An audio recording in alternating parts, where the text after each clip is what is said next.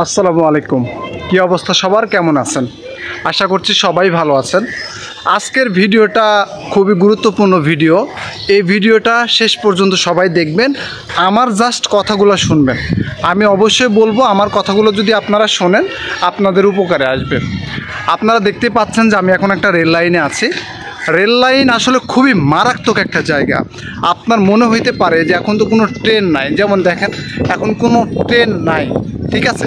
এবং মানে এই রেলের লাইনগুলো কেন এত রিস্ক আমি আপনাকে বলি যে আমরা অনেক সময় রেল লাইন দিয়ে হেঁটে যাই, কিন্তু এই যে বাস বা অন্যান্য যেসব যানবাহনগুলো আছে এগুলো কিন্তু ব্রেক করার একটা সুযোগ আছে, হর্ন দেয় যে কোনো সময়, বা ট্রেন কিন্তু চলে যায় ট্রেনের গতিতে।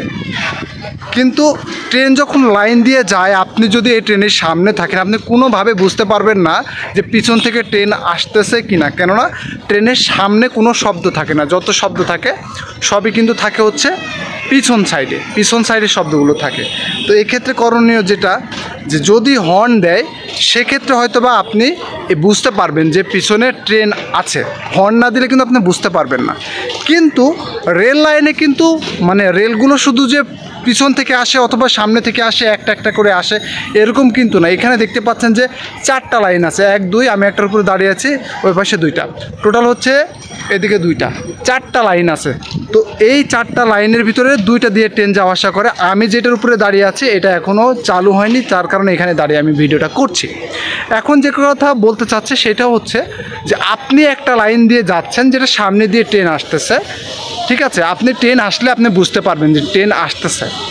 কিন্তু যদি আবার অপোজিট থেকে আরেকটা ট্রেন আসে, 2 লাইন থেকে 2টা ট্রেন আসে, এই মুহূর্তে যদি আপনি লাইনের উপরেই থাকেন, সামনে যেটা আসতেছে সেটা আপনি দেখতে পাবেন, কিন্তু পিছনেরটা আপনি তো দেখতে পাচ্ছেন না।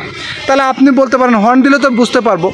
আপনি ওই মুহূর্তে যদি ট্রেন হর্ন দেয় বা শব্দ, আপনি কোনোভাবেই বুঝতে পারবেন না, কেননা ট্রেন যদি 2 পাশ থেকে 2টা আসে তাহলে যে শব্দটা হয় এই শব্দে বোঝা যায় না।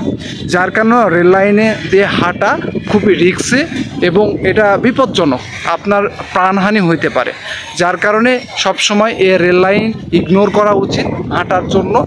রেল লাইন কোনোভাবে হাঁটার জন্য না, রেল লাইন দিয়ে কেউ হাঁটবেন না। রেল লাইন দিয়ে হাঁটতে গেলে যে কোনো সময় একটা দুর্ঘটনা ঘটতে পারে, কারণ ট্রেন 2 দিক থেকে আসলে কোনোভাবে বোঝা যায় না যে আসলে ট্রেনের শব্দটা কতটুকু, হর্ন দিচ্ছে কিনা, এগুলো বোঝা যায় না। যার কারণে আমি যেটা বলতে চাচ্ছি, আজকের ভিডিওটা বানানোর একটাই কারণ যে রেল লাইন দিয়ে হাঁটা খুবই রিস্কি এবং এটা মানে উচিত না, কোনোভাবে উচিত না।